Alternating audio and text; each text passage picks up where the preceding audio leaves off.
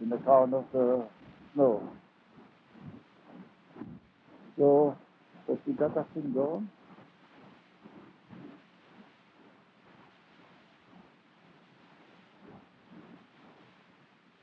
Is that going?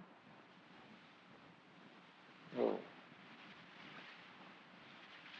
So I went to the hotel, and the hotel, he told me I had to go down to the post office to register as an enemy alien because I was a citizen.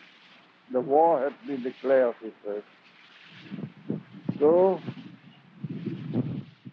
I went there,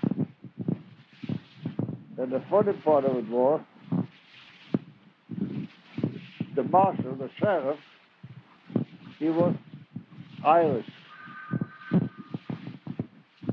and his wife was German. And the postmaster was Scotch, anti-German, of course. He was English, you know. So when I got there, well, he says, I have to lock you up. He says, you didn't come down to register on time. You're supposed to be here 3 days ago. Well, I said, I couldn't come in because the snowfall. I said, I didn't know the trail on the river. I couldn't follow that. I had to get somebody to lead me. So he says, well, I have to lock you up. I said, okay. So he told the marshal to lock me up. And sheriff, rather. He took me to his house. And he says, well, Frank, says I got to comply with the law. He says, you're locked up now. You're a prisoner.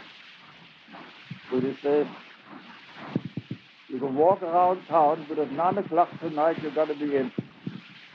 And he says, all the work you have to do is you pack in some wood for my wife with a stick. I asked with him, you know, that's easy. Well, next morning I went down to the post office again, talked to the postmaster, and he says, well, he says, you have to send a telegram to the general in Fairbanks.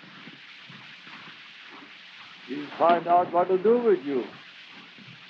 I says, that's all right. I have no money to send a telegram. There was a telegram station there. There was 3 soldiers, that's all there was, on a telegram station.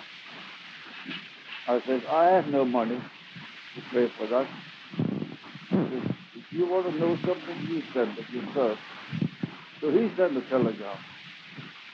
So the next day the answer came back, and the general says, register the man. Okay. That was done. Then he says, well, postmaster says, you got to leave your guns here. You can't carry no gun anymore. You can't go hunting. And Tommy there, the Irishman, he says, what is he going to do if he goes up the river and meets a bunch of wolves? He's got nothing to defend himself with. So he can't take that gun away from him. He needs that gun. So I kept it. I had it all the time. And I went home with it. This Indian camp is 55 miles from Circle. And on the way home, I had no trouble with any wolves, and I got home safe. And then we started to mine. Our mining consisted of digging a hole down to bedrock. It was generally about 25 to 30 feet deep. And we followed the bedrock, and because the gold generally lays all on bedrock, most of it. And there's very little in the gravel itself. We piled up all the gravel we thought had gold in it, On the outside, we call that the dump. And that dump froze up solid because it was winter. And in the spring, we thawed that out again when the snow started to melt. And then we shoveled in the gravel into sluice boxes and washed it. Gold, being is heavier than gravel, sinks to the bottom in the sluice boxes and that gets caught in the riffles. And after we get through with shoveling in, then by that time the water is gone and we made a cleanup. And whatever gold we found in the sluice box, that was our winter's pay.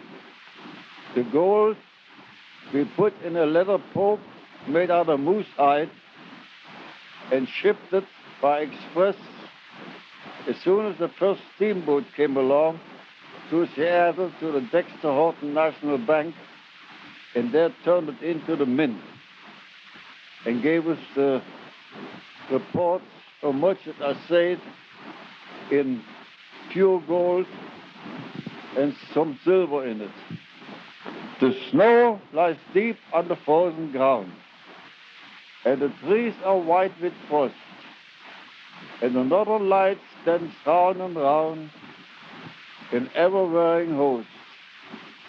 They change in color from red to blue, from blue to white and green. It's a sight to be seen, I read. As I sit in my cabin and watch them, strange thoughts come to my mind. I think they are the spirits of dead men who came here gold to find.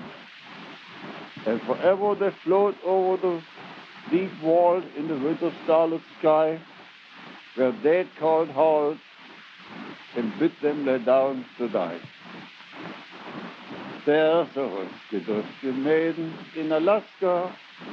In her igloo she sits and waits for me in vain. But someday I will go up and I will ask her if we'd be wet before the ice goes out again. In the shadow of the pole I will take her to my soul. We'd be happy when the ice goes out again. I'll be waiting for me there with the ham bone of a bear. We'd be happy when the ice warm nests again.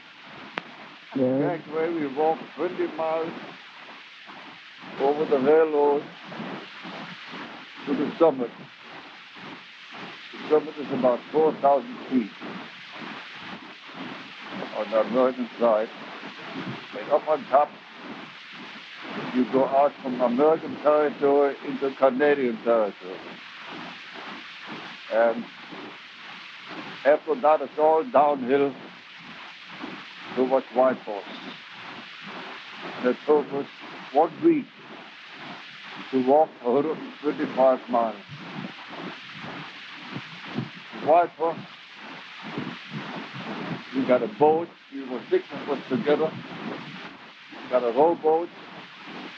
And we started out with the 6 of proviant. We started down the river. It's a 31-mile river. Then we hit Lake LaBarge. Lake LaBarge was quite a trick for us to get into it because the river split out into 100 different channels over the gravel bar. Then we had, after that there was still ice on the lake. Part of the time we pushed the boat over the ice, and then part of the time we had open leads and we rode through it between the ice. Finally got through it. The lake is about 30 miles long. We finally got through, and just on the lower end of it, the first steamboat came up the river from Dawson, going up to Whitehorse. Then we went in, got into the 31-mile river. Well, we took a good rest, got all our clothing dried out, what got wet, and got warmed up because we was half the time in ice water. Then we went down this river, down this fort Lengua. There the river joins with another stream, and after that it's called the Yukon. We followed the Yukon down towards Dawson, and after a while we struck the Five Finger Rapids.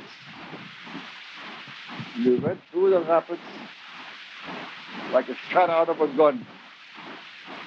That's how fast the water runs. The water was about 3 feet higher on the sides than in the middle.